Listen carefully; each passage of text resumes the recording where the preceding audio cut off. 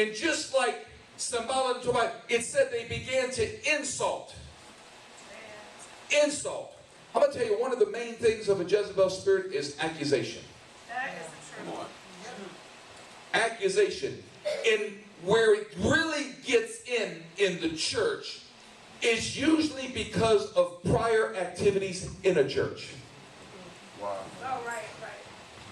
If you have at any level experienced any form of church hurt, you are prone to the Jezebel spirit.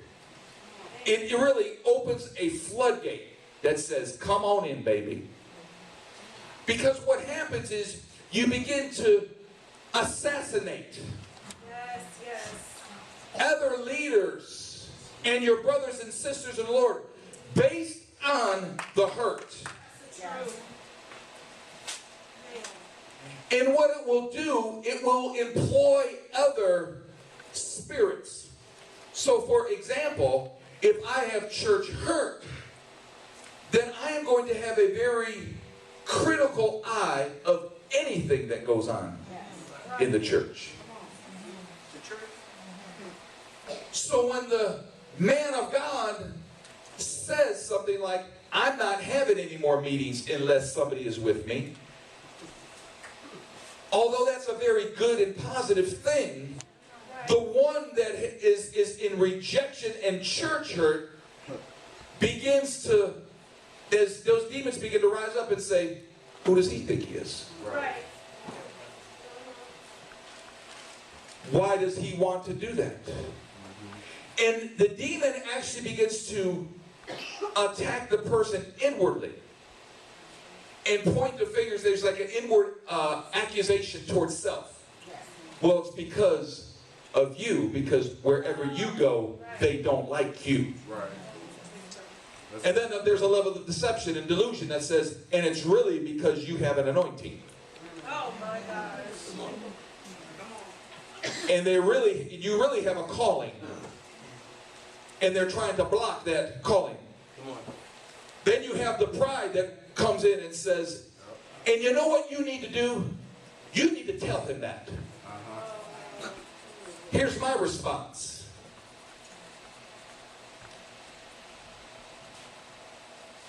The student is not greater than the master. Right. Amen. I have never in my life gone to one of my pastors and ever told them what I think they need to be doing. Ever.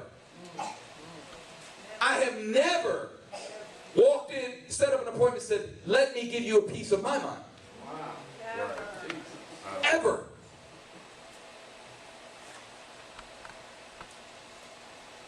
There's no value sitting down and talking. If you have a demon, why do I want to break bread with it? Right. Why do I want to sit down with you, and all that you're going to tell me is what that demon is telling you? So all you want to tell me, example, is how much I need to change to appease your demon. Right. That's the truth. So I think that we need to have something else going on in this church.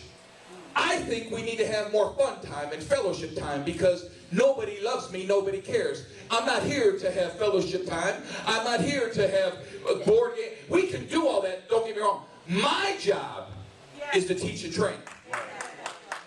That's the vision. Now maybe the board games and all the fellowship may be your job. Right. But see, that spirit sits back and accuses. And it says, look at all the things that are not being done right here. But yet the person is so bound that they will not rise up and say, let me do it. Wow. Whoa. Now that may not fit your shoes. Don't worry, we got one for you too. Come on. Then it says, I see that we need to do something. Let's use prayer, for example. Amen? Amen. I believe we need to have a prayer, because this church does not pray enough.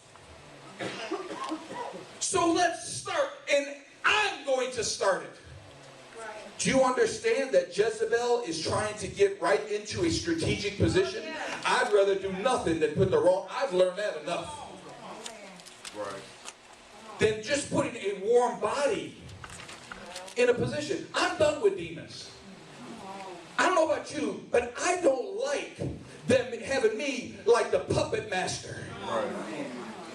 Amen. You need to see that movie if you haven't seen. It's an old movie, but see it. The puppet master. I'm not going to do what a demon wants me to do. And listen, you want to talk about let's hear from God?